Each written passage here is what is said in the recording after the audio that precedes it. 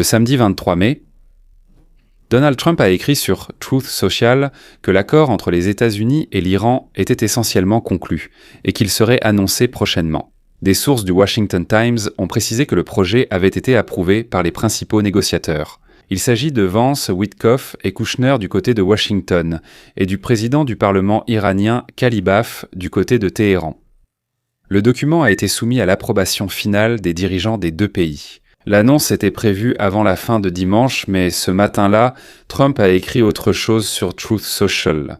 Les négociations se déroulent de manière ordonnée et constructive. J'ai demandé à mes représentants de ne pas se presser, le temps joue pour nous. Il montre donc que c'est en Iran que les choses traînent. Et il a ajouté que les relations des États-Unis avec l'Iran deviennent beaucoup plus professionnelles et productives. Au même moment, le secrétaire d'État Marco Rubio, lors de sa visite en Inde, a déclaré aux journalistes qu'un progrès significatif avait été réalisé, mais qu'il n'était pas définitif. En 24 heures, l'accord a eu le temps de naître, d'être pour l'essentiel convenu, d'aller à la signature, puis de ralentir à nouveau. Et pourtant, les deux parties ainsi que des dizaines d'observateurs à travers le monde continuent de parler de la même paix imminente. Pour comprendre ce que tout cela signifie, en réalité, il faut... revenons au début. Même si le début, bien sûr, vous le connaissez tous, mais tout de même, construisons la structure. Comment tout cela a-t-il commencé ? Le 28 février 1926, les États-Unis et Israël ont mené une opération conjointe appelée Opération Epic Fury. Au cours des frappes, le guide suprême de l'Iran, Ali Khamenei, a été tué.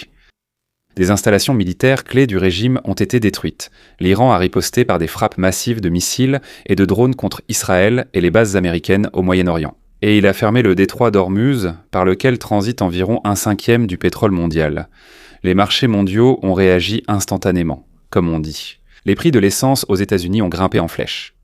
Les prix du gaz et de dizaines de produits dérivés ont suivi. Le commerce mondial a vacillé. Chaque jour de fermeture du détroit ajoutait au coût politique de la Maison-Blanche une somme que personne ne voulait calculer. Au début, Donald Trump exigeait une capitulation sans condition, fixait des délais stricts, le 21 mars, puis le 23 mars, puis le 7 avril, menaçant de détruire les centrales électriques et les ponts iraniens. 2 heures avant la dernière échéance, il a annoncé une trêve de 2 semaines. La télévision d'État iranienne a immédiatement qualifié cela de recul humiliant de la part de Donald Trump. D'accord. Donald Trump a proclamé une victoire totale et inconditionnelle. Les deux décrivaient le même événement et, selon leurs repères, avaient de raison. Depuis lors, 12 semaines de ce qu'on appelle une trêve sont en vigueur depuis le 7 avril. La trêve a été violée par les deux parties. Les négociations se sont déroulées grâce à la coopération continue et à la médiation du commandant de l'armée pakistanaise, Asim Munir. Munir a quitté Téhéran tard samedi soir, après de nouvelles consultations avec la direction iranienne. Derrière tout cela plane l'ombre d'un document. En 2015, Obama a signé un accord avec l'Iran qui limitait le programme nucléaire iranien en échange de la levée des sanctions. En 2018, Trump s'est retiré de cet accord. Aujourd'hui, le même Trump exige de Téhéran des concessions bien plus importantes que celles auxquelles l'Iran avait consenti il y a 10 ans. Eh bien, avant que l'Iran ne soit bombardé. L'Iran se rappelle à la fois ce retrait de l'accord et la guerre actuelle. Le porte-parole du ministère des Affaires étrangères iranien, Ismail Bagaï, a déclaré la semaine dernière à son agence d'État, je crois, que les différences entre les positions des États-Unis et de l'Iran se réduisent. Et il a aussitôt ajouté « Téhéran reste prudent, car il a été attaqué à 2 reprises au cours de l'année écoulée pendant les négociations nucléaires. Une personne attaquée 2 fois lors de négociations ne signera sans doute pas ce qu'aurait signé quelqu'un d'indemne. Cela ne peut plus être ignoré. D'un autre côté, ils ont été bombardés parce qu'il est devenu évident qu'ils retardaient délibérément les négociations, ne voulant pas vraiment négocier. Autrement dit, ils disent « il y a eu des négociations » et nous disons « non, non, non, il n'y a pas eu de négociations, vous nous trompiez ». Bon, alors voyons la suite. De quoi chaque partie a-t-elle besoin ? Un accord, comme tout accord politique, ne repose pas sur des convictions, mais sur des besoins. Voici ce dont les États-Unis ont besoin. Clore le dossier iranien avant les élections de mi-mandat en novembre 2026 cynique ? Oui. La logique est simple et n'est invisible que pour ceux qui refusent de la voir. Un détroit d'Ormuz ouvert, du pétrole. Le pétrole, les prix à la pompe, l'humeur des électeurs. En plus, c'est bien le Dow Jones plus le titre « Trump a gagné ». Peu importe quoi, peu importe comment il a gagné. Le président n'a pas besoin d'un accord juridiquement irréprochable. Je l'ai dit, messieurs, le mois dernier. Je le dis avec ces mêmes mots. Il lui faut une annonce qu'il pourra répéter jusqu'en novembre. C'est cynique ? Oui. L'Iran a besoin de la levée des sanctions, du dégel des avoirs et de la fin du blocus de ses ports. Les États-Unis bloquent les ports iraniens depuis plus d'un mois, non. Et Trump a précisé dimanche que, selon lui, le blocus resterait pleinement en vigueur tant qu'un accord ne serait pas atteint, certifié et signé. Ils savent déjà très bien que l'un dit oui, puis l'autre dit non, celui qui a en réalité plus de poids. Le régime a survécu. Un nouveau dirigeant suprême a été nommé, mais le pays est au bord de l'effondrement économique, c'est ainsi que je l'appellerai. Le ministère des Finances de l'Iran ne peut plus temporiser. Téhéran comprend aussi que le temps joue contre eux. Washington aussi. Ils utilisent pleinement ce calcul. Le président de l'Iran, Massoud Pezeshkian. Dimanche soir, il a déclaré à la télévision d'État que l'Iran est prêt à conclure la paix et que nous ne cherchons pas à obtenir des armes nucléaires. Ils disent en cela tous les jours. Mais en même temps. Ambassade d'Iran en Inde. Le même jour, Rubio a répondu sur les réseaux sociaux que Téhéran a le droit inaliénable aux technologies nucléaires. Eh bien, rassurer le monde sur une chose et confirmer le droit à faire l'inverse ? C'est du grand art. Le théâtre a aussi ses lois, n'est-ce pas, messieurs ? Si l'on met de côté les décors, on voit apparaître un accord cadre de 60 jours. On peut le prolonger. Ce n'est pas un accord définitif. C'est une pause pendant laquelle les détails seront négociés. L'Iran appelle cela un accord cadre. 30 à 60 jours. Donc eux jusqu'à 60 jours et nous on dit 60 en pensant qu'on peut continuer. Donald Trump appellera cela un accord historique. Selon Access, l'accord prolonge la trêve actuelle pour les mêmes 60 jours. Pendant ce temps, que commence-t-il à se passer ? Le détroit d'Ormuz doit s'ouvrir. L'Iran doit commencer à vendre du pétrole. Pas totalement librement. Je vais expliquer. Des négociations sur le programme nucléaire sont prévues. Voilà. Que sait-on du contenu à ce jour ? Le détroit d'Ormuz s'ouvre progressivement parallèlement à la levée du blocus américain. Que veut dire parallèlement à la levée du blocus américain ? Y a-t-il un blocus ou pas ? Le blocus dure-t-il 23 heures par jour ? Ce n'est pas clair. Ce n'est pas un geste du même nom. C'est une danse. Comme ça, pas à pas. Sous un compte mutuel. Ils n'ont ouvert qu'un tout petit peu. Et on a raté un petit peu ou quoi ? C'est complètement incompréhensible, selon les estimations des experts. Qu'est-ce qu'un expert ? Un expert, c'est une personne qu'on a commencé à publier dans une publication. N'est-ce pas ? On lui a permis de s'exprimer. Il est aussitôt devenu expert. La reprise de la navigation maritime et le retour des prix d'avant-guerre prendront du temps. Non, cela ne prendra pas longtemps. Donc, quelques semaines, disent-ils. L'Iran est autorisé à vendre du pétrole grâce à des exemptions de sanctions. C'est-à-dire que nous, l'Amérique, allons dire à l'Iran à qui ils peuvent vendre du pétrole et à qui non. Et en même temps, nous allons discuter avec la Chine. Vous voulez du pétrole ? Eh bien, donnez-nous ceci, n'est-ce pas ? Nous laisserons l'Iran vous vendre du pétrole, mais pas à d'autres. C'est vraiment étrange, en fait. Ce n'est pas la levée des sanctions. Non. Il s'agit précisément des exemptions que Washington peut accorder ou retirer. Levée totale des sanctions. Donc, ils peuvent tirer ou pas sur les navires ? Je ne comprends pas. La levée totale des sanctions et le dégel des avoirs iraniens seront discutés pendant la fenêtre de négociation de 6 jours. Donc, les gars, faisons un petit quelque chose, mais en réalité, nous allons simplement négocier à ce sujet. En d'autres termes, cela est repoussé à une date inconnue où quelque chose pourrait arriver ou non. Je n'essaie pas, pour ainsi dire, de pousser cela à l'absurde. J'essaie de vous montrer qu'ils ne sont parvenus à aucun accord. Mais en réalité, l'essentiel s'est produit. Je vais vous expliquer. C'est-à-dire que dans toute cette absurdité, il y a un avantage absolu. Un vrai plus. Peu importe pour qui, en réalité. Il y a un plus, croyez-moi. Je vais y venir maintenant.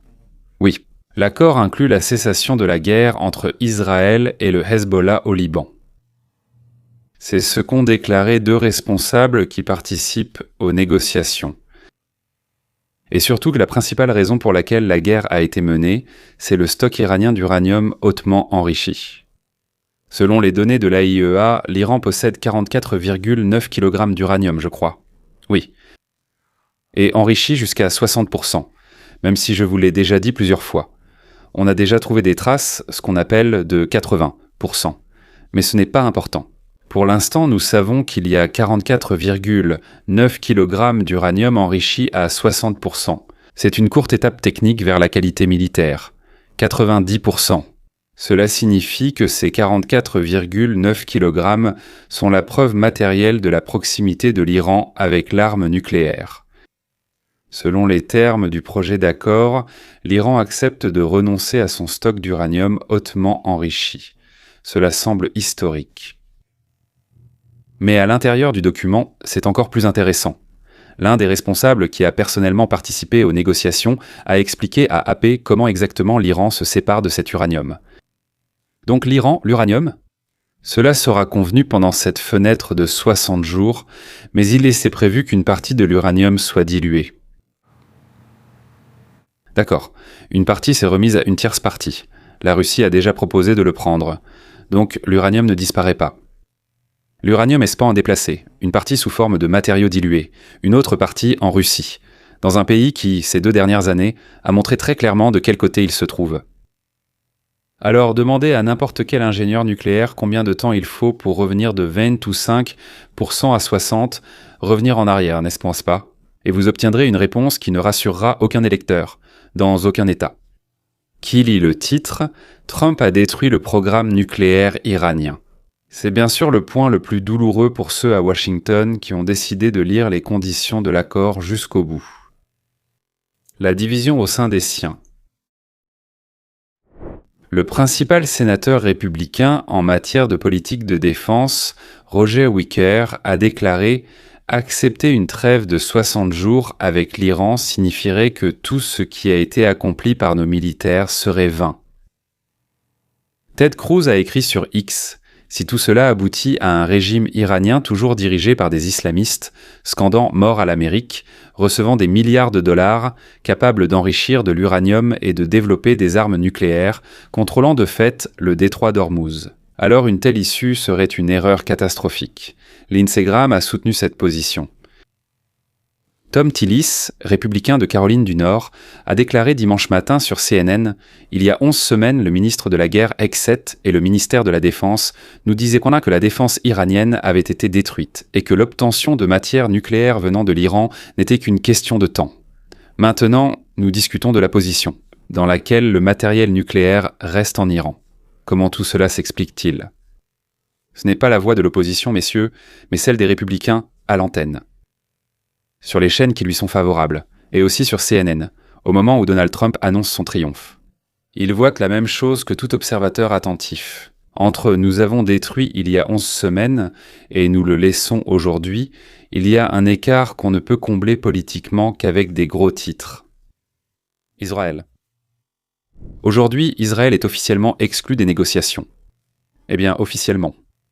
Selon le New York Times, quelques semaines après les frappes conjointes contre l'Iran, Israël a simplement été écarté du centre de décision à Washington.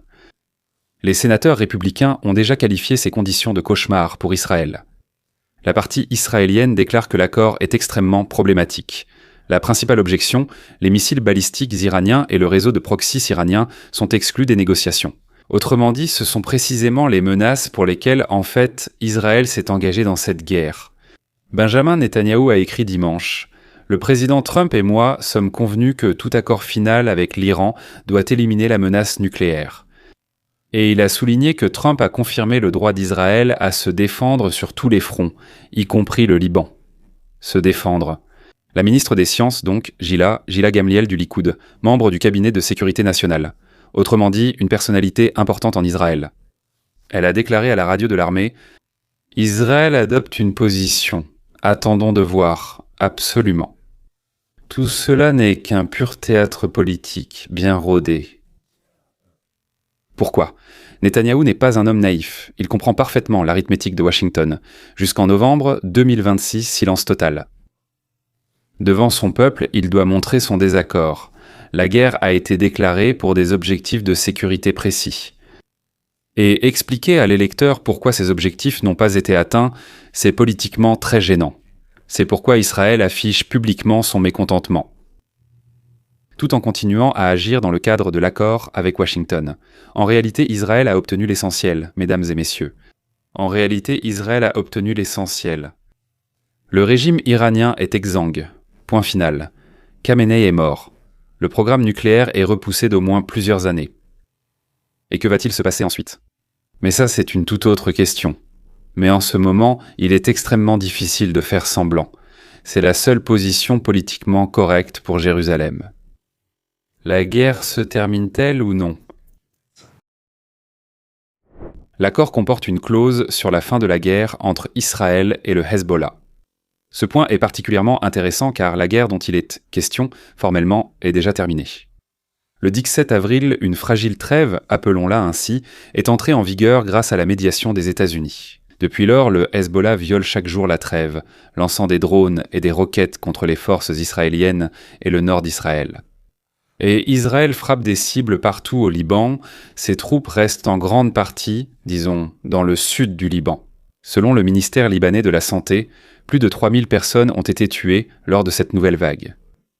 Selon Netanyahou, 22 soldats israéliens et un contractuel ont été tués dans le sud du Liban et 2 civils ont été tués dans le nord d'Israël.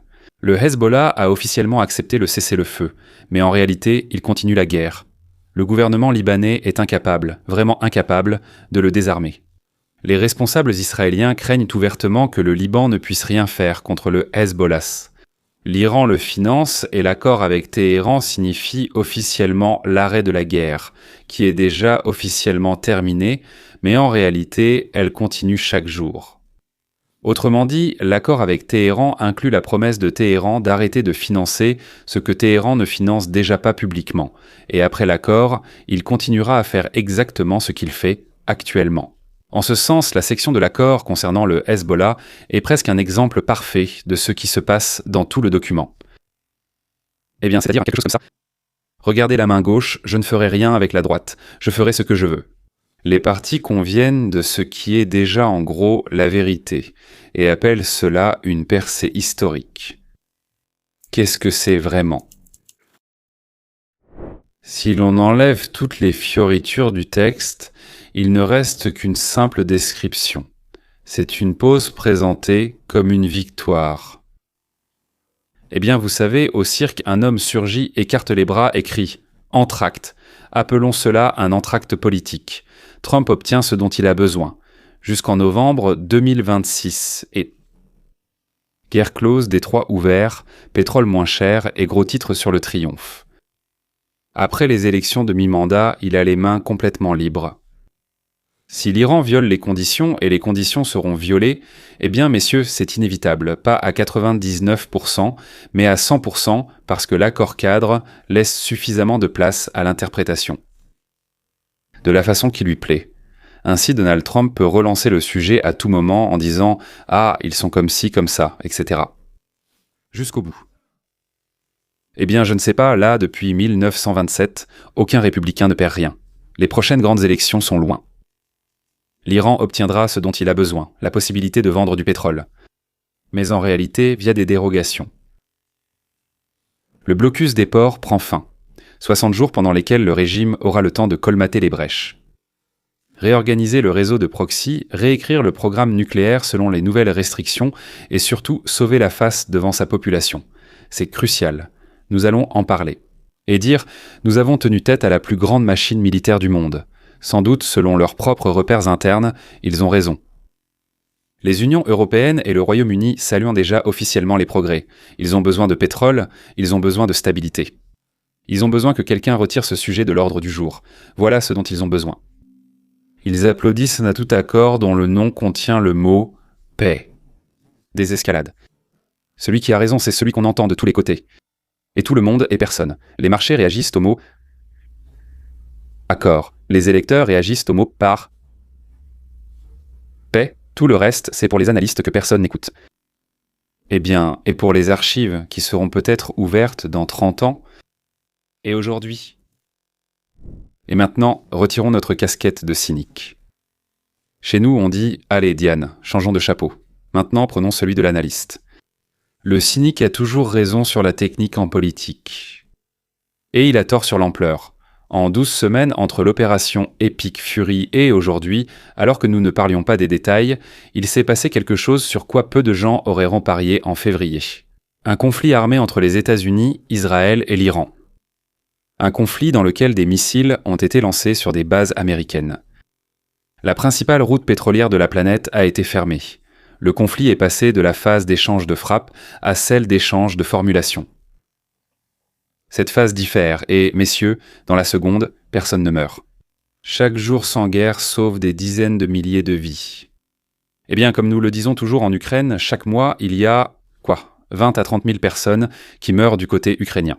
Des dizaines de milliers de personnes continuent d'aller au travail, à l'école, à la synagogue ou à la mosquée.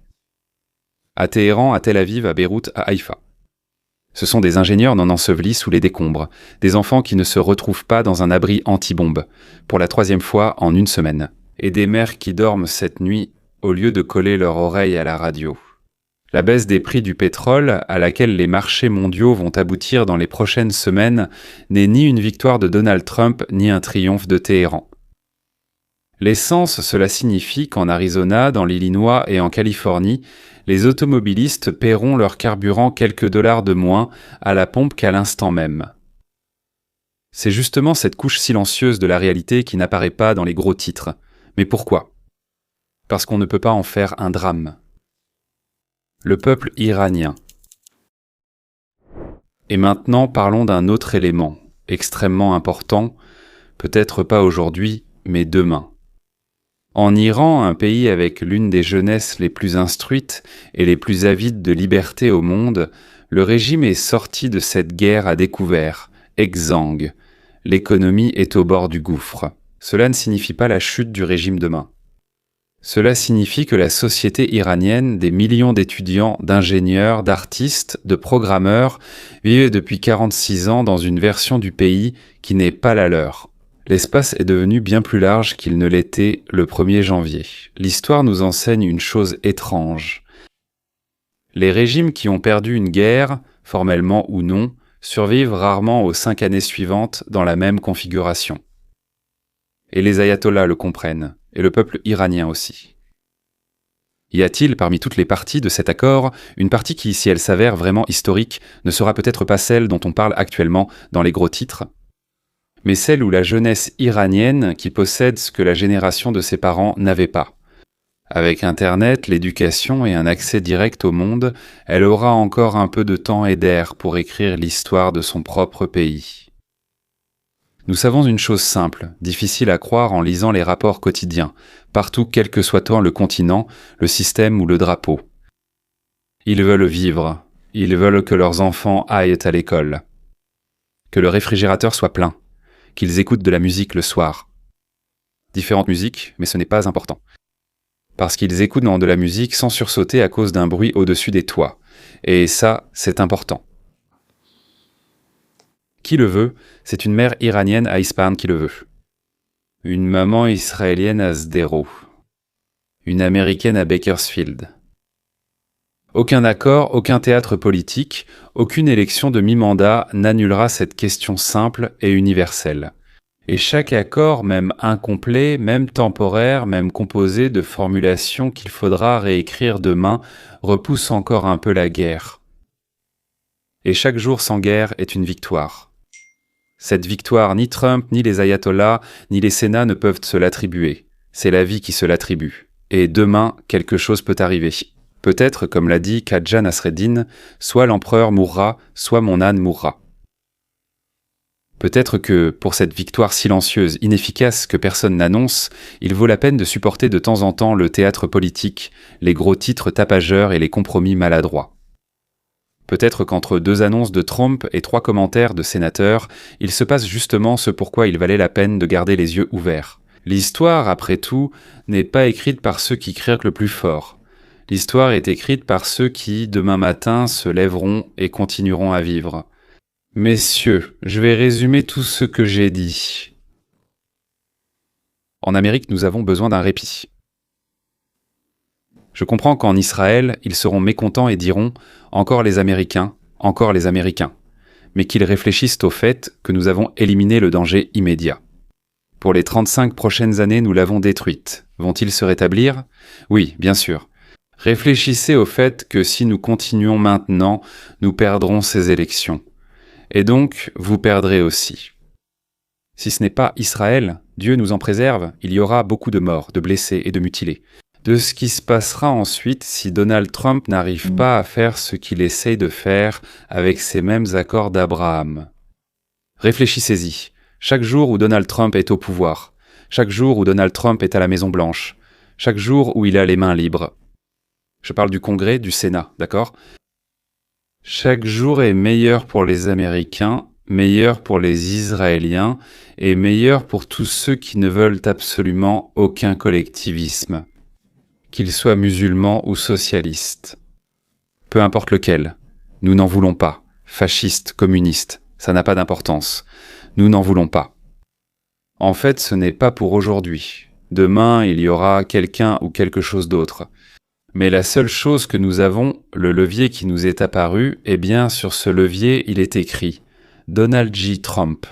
Messieurs, c'est pourquoi tout ce que nous pouvons faire pour qu'il réussisse et continue de réussir, pour qu'on ne lui mette pas des bâtons dans les roues ou que ces bâtons ne l'empêcheront pas d'avancer, tout cela doit être annulé, balayé.